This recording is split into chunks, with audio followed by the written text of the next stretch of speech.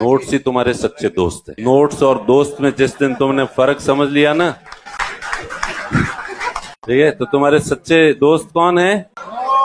तो मार्केट में अभी कई ऐसे हैं जो पढ़ाई नहीं करते हैं, जिनका पढ़ाई से लेना देना नहीं है, वो नोट्स की बहुत क्रिटिसाइज करते हैं। लेकिन तुम एक कॉमन सेंस लगाना, तुम के नोट्स मत पढ़ो, बुक्स पढ़ो, बुक्स पढ़ो। अब हम किसी सब्जेक्ट को 20 साल से पढ़ रहे हैं और पढ़ा रहे हैं, और तुम अभी नए नए पढ़ने शुरू किए हो, और सिलेबस में जो पॉइंट दिए हैं, हमने खुद ने 5-6 साल तैयारी भी की थी, एग्जाम भी दिए थे, और 20 साल से पढ़ा रहे हैं। तो वो जो मार्केट में 10 तरह की बुक्स हैं, उन बुक्स में से कौन सी चीज ज्यादा महत्वपूर्ण है, कौन सी चीज कम महत्वपूर्ण है, इसकी समझ तुम्हें ज्यादा होगी या हमें ज्यादा होगी? ऑब्वियस सी बात है। फिर हमारी समझ है तो उस हिसाब से हम उनमें से जो महत्वपूर्ण चीजें लगती है वो पढ़ाते हैं तुम्हें। तुम्हारे हिसाब से 20 तरह की बुक्स है, क्या पढ़ोगे, कहाँ पढ़ोगे, कंफ्यूज हो जाओगे।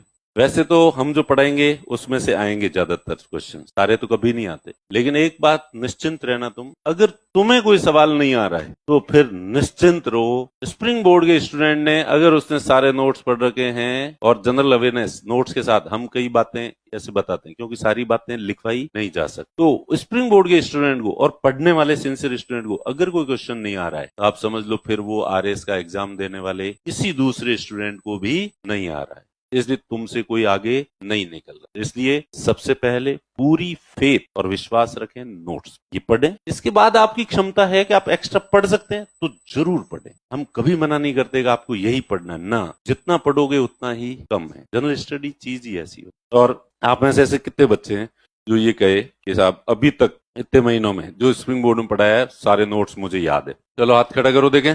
1 2, सारे नोट्स याद है?